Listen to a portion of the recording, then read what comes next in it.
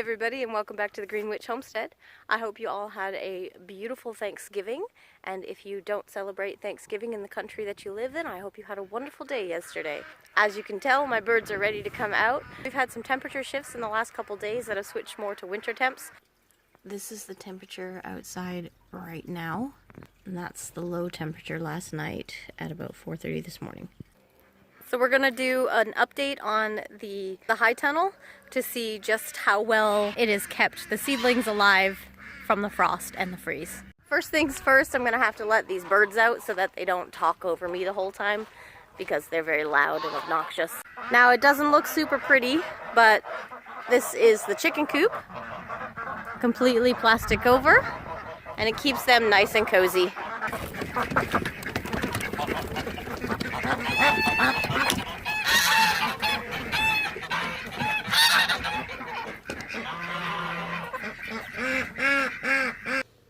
But as you can see, we clearly got a good freeze. Let's take a look inside the high tunnel and see what's going on. It's a drastic temperature difference. The sun's only been out for about 2 hours now, so it hasn't had time to fully warm it up in here yet, but there's no frost, there's no ice, it's warm. In fact, actually, I'm gonna take this off, and all of my seedlings look amazing. So definitely need to give everybody a little bit of a water this morning. I can tell the soil's dry, but as you can see, all the little baby greens still doing amazing. The artichokes over there doing good. Everything over here is looking good. And even the calendula still alive. Morning chores are done. All the critters are out and fed. We had a glimpse inside the high tunnel. We're gonna go inside, make some breakfast and some hot coffee and get everybody going for the day. It's a cold day and we got a lot of stuff to do outside the house. Yesterday was Thanksgiving, so everyone's kind of tired. Today's a lazy day, but we want chili.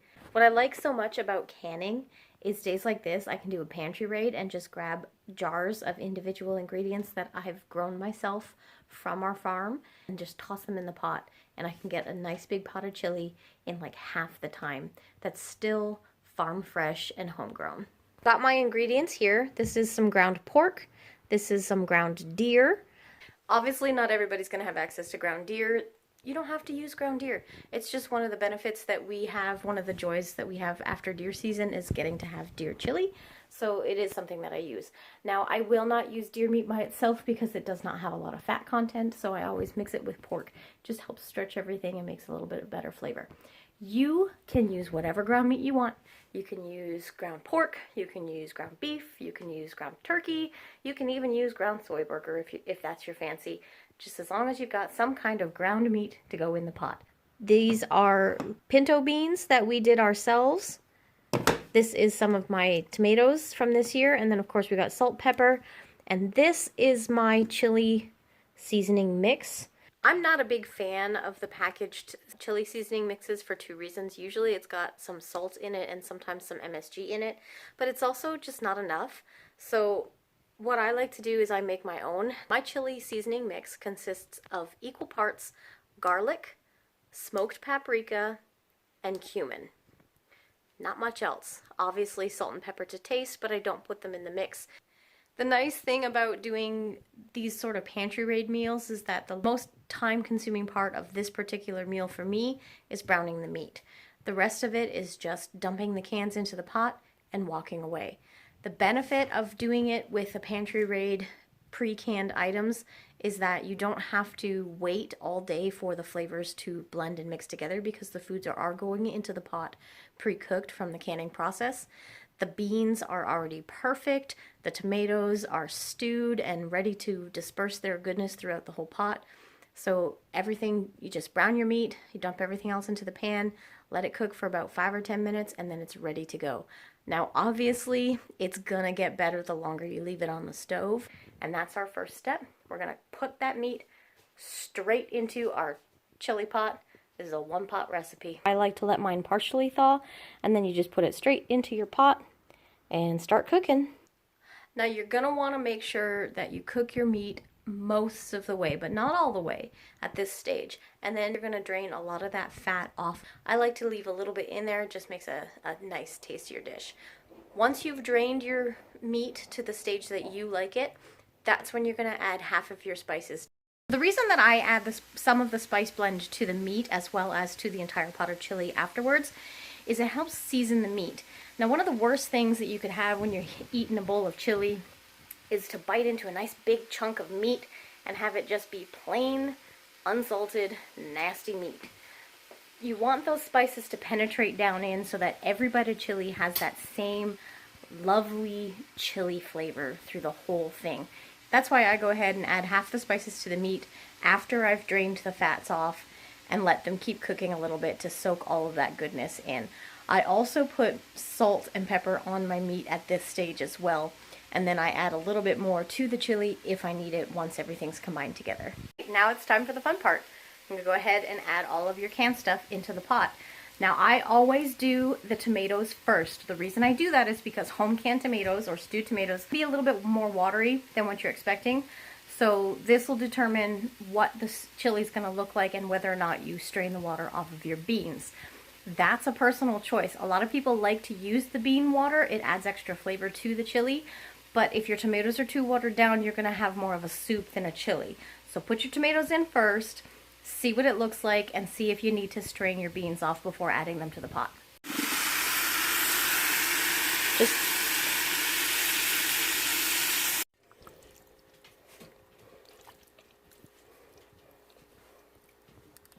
So now that the tomatoes are in, I can see how much liquid they had.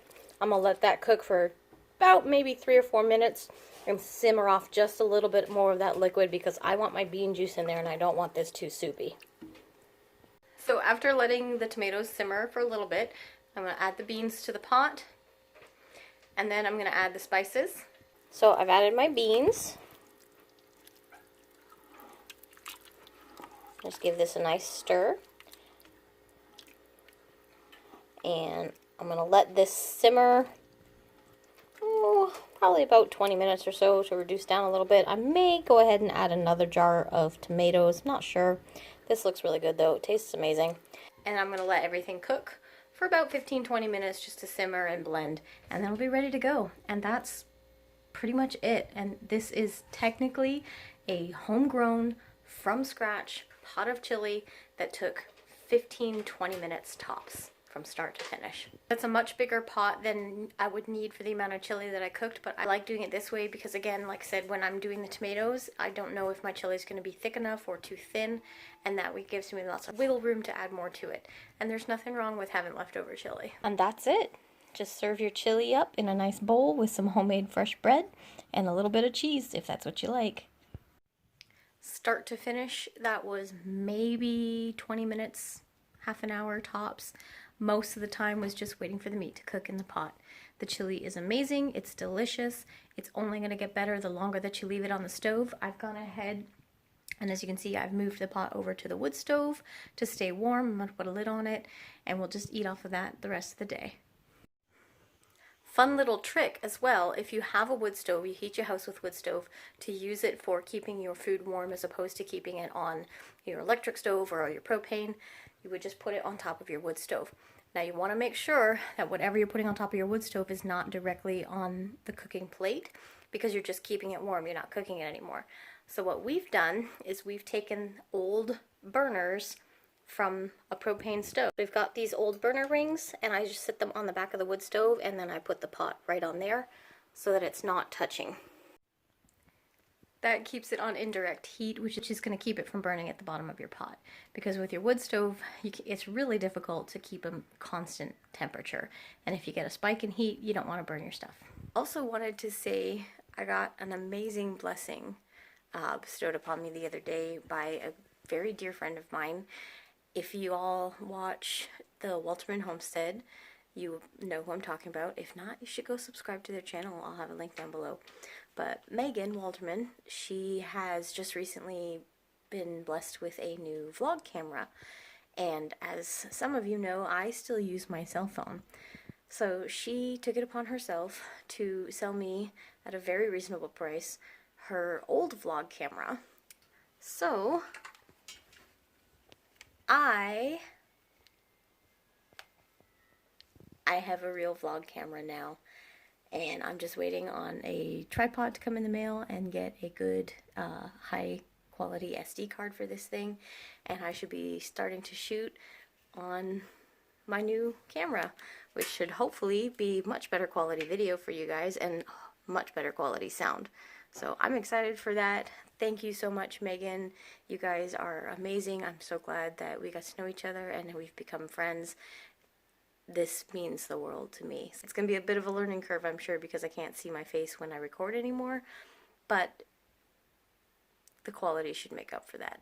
So all that fun excitement aside, I hope you guys really enjoyed the chili recipe, and I really hope it inspires you to start canning your food so that you can do pantry raid easy meals just like that. A lot of times you'll have recipes for canned chili or canned soup or canned whatever, but I like to do my individual pieces by themselves. So a can of tomatoes, a can of beans, a can of meat. That way you can pull them out of the pantry just like we did today and make whatever you want. You can make chili, you can make spaghetti sauce, you can make pizza. Options are limitless. And when it's home canned, it's still homegrown and you know what's in it. I really hope this inspired you guys to get canning. Go back and check out some of my canning videos. I plan on having more up through the winter season. I recommend that you really do it. It's a very, very useful step to preserving your farm produce throughout the winter time.